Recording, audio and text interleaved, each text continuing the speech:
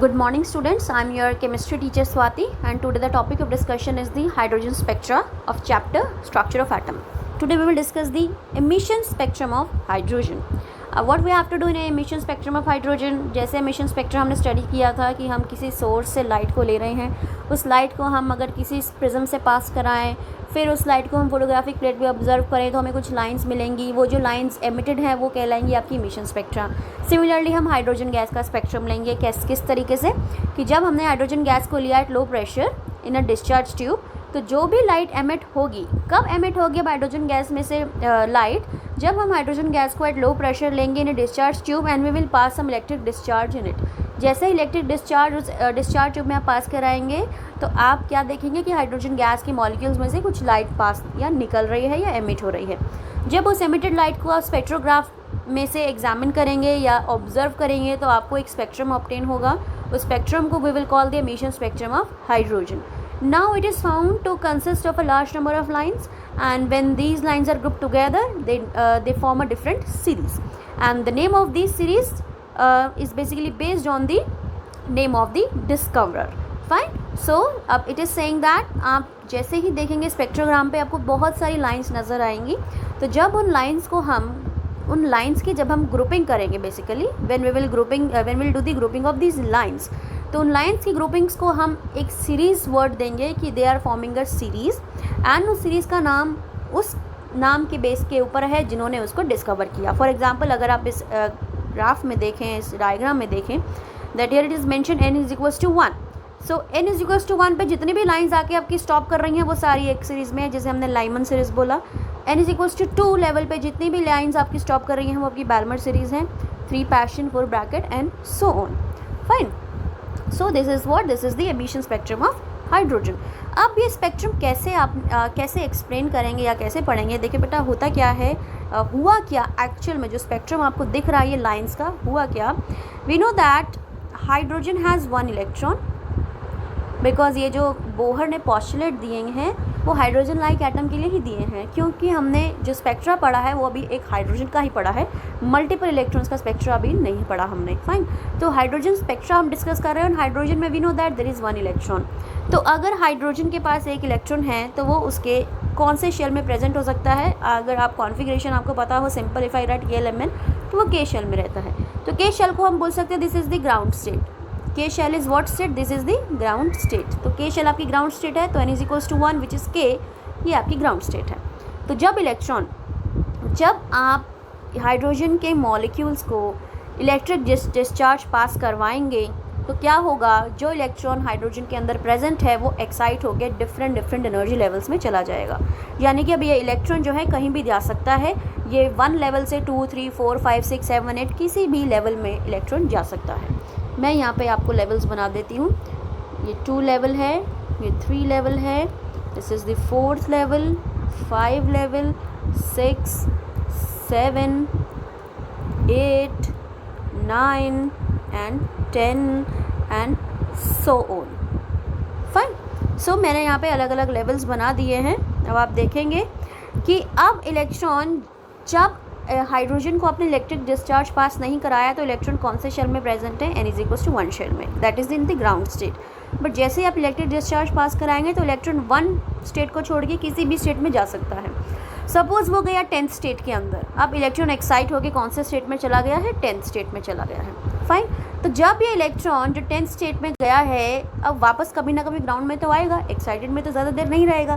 तो जैसे electron excited state में जाएगा तो एक एनर्जी या रेडिएशन एमिट करेगा, और वो रेडिएशन जो एमिट कर रहा है उसकी कुछ ना कुछ फ्रीक्वेंसी या वेवलेंथ होगी. यही एनर्जी और वेवलेंथ बेसिकली आपको फोटोग्राफिक प्लेट पे नज़र आती है. ठीक है. तो ये कब नज़र आएगी, जब इलेक्ट्रॉन ग्राउंड स्टेट से एक्साइटेड में जाएगा, और एक्साइटेड में जाने के बाद जब वो वापस ग्राउंड स्टेट में आएगा तब वो एक एनर्जी ऑफ लाइट एमिट करेगा. एमिट करने के बाद आपको जो फ्रीक्वेंसी या फिर जो वेवलेंथ उसने एमिट करी है वो आपको फोटोग्राफिक प्लेट पे नज़र आएगी, जैसे कि यहाँ पे जो भी कॉरेस्पॉन्डिंग है ये आपको नज़र आएगी. फाइन. तो अब ये सीरीज़ क्या है, बेसिकली अब ये सीरीज़ आप क्या पढ़ रहे हैं, लेमन बाल्मर. देखो बेटा, ऐसा है कि अब ऐसा फिक्स तो है नहीं कि इलेक्ट्रॉन 1 से 10 में ही जाएगा, वो 1 से 2 में भी जा सकता है, 3 में भी, 4 में भी, 5 में भी, 6 में भी, 7 में भी, 8 में भी, 9 में भी, 10 में भी, and so on. There are so many levels, infinite levels. Fine. And ये भी ज़रूरी नहीं है कि इलेक्ट्रॉन 10 लेवल से 1 पे ही आएगा, वो 10 से 2 पे भी रुक सकता है, वो 10 से 3 पे भी रुक सकता है, वो 10 से 5 पे भी रुक सकता है, वो 10 से 6 पे भी रुक सकता है। तो हम ये मान के चल लेते हैं, एक हम कंसिडर कर लेते हैं कि सपोज इनफाइनाइट लेवल पे इलेक्ट्रॉन प्रेजेंट है। अब अगर इनफाइनाइट लेवल से इलेक्ट्रॉन जब भी आपका फर्स्ट लेवल पे रुकेगा या फिर किसी और लेवल से आपका इलेक्ट्रॉन जब भी ग्राउंड स्टेट में आके रेस्ट करेगा यानी =1 स्टेट में रेस्ट करेगा, वो 9 से भी कर सकता है, वो 8 से भी कर सकता है। तो जब भी इलेक्ट्रॉन एक्साइट होने के बाद ग्राउंड स्टेट में आएगा और ग्राउंड स्टेट आपकी अगर 1 स्टेट है या n=1 स्टेट में इलेक्ट्रॉन आपका वापस आ रहा है, चाहे वो इन्फाइनाइट से आए, 10 से आए, 9 से आए, 8 से आए, 5 से आए, 6 से आए, जिससे मर्जी आए, देखिए जिससे मर्जी आए। अब ये जो सीरीज़ होगी ये एक पर्टिकुलर सीरीज़ कहलाएगी। ये वो सीरीज़ है जहाँ पे इलेक्ट्रॉन आपका सीधा कहाँ पे आगे रेस्ट कर रहा है, ग्राउंड स्टेट में। इस सीरीज़ को हम क्या बोलेंगे, lemon series. This is your what series, this is your lemon series. और इस सीरीज़ की जो वैल्यूज़ हैं वो जो जिस रीजन में लाई करती हैं that is the UV reason.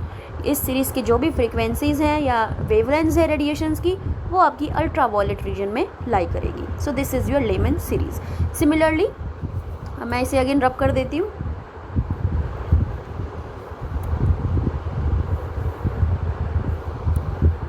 Similarly अब सपोज़ आपका इलेक्ट्रॉन n=1 लेवल में ना रुक के अब अगर वो suppose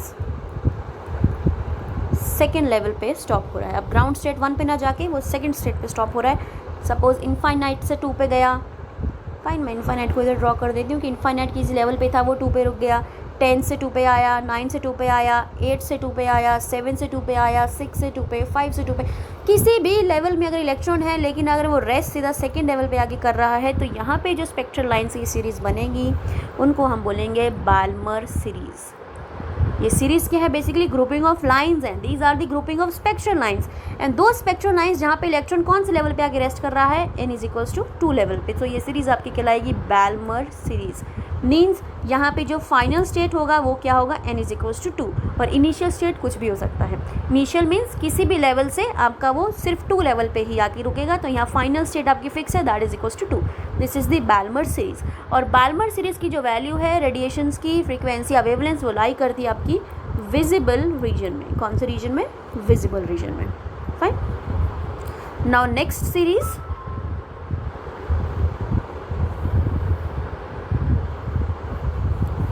next again I'm drawing the lines. Now the electron again that is present in any of the level, if it rests at the level number 3 or electron comes at the level number 3. Now if electron rests at level number 3 from any of the level, अगर वो 3 level पे आके rest करता है तो ये एक different series of lines बनाएगा। इस सीरीज़ को हम बोलते हैं पाश्चन सीरीज़, इज़ द पाश्चन सीरीज़। और इस सीरीज़ के जो इलेक्ट्रोमैग्नेटिक रेडिएशंस हैं वो जिस रीजन में लाई करती हैं उसे हम बोलते हैं infrared reason. This is the infrared reason. So next, अब ये हमने थर्ड रीजन पढ़ा कि जो लेवल नंबर 3 पे रेस्ट कर रहा है। अब अगर आपका इलेक्ट्रॉन लेवल नंबर 4 पे रेस्ट करेगा, मैं यहीं से 4 लेवल बना देती हूँ।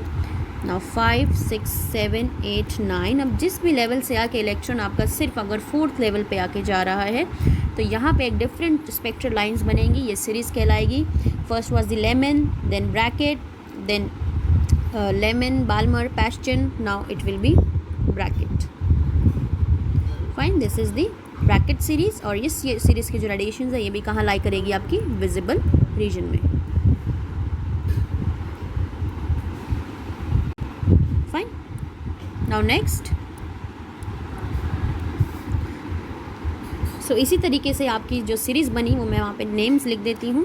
सो फर्स्ट है जब आपके इलेक्ट्रॉन्स n=1 लेवल पे रेस्ट करेंगे तो बनाएंगे Lyman series, then Balmer, then Paschen, then Brackett, then Pfund, then हम हरी।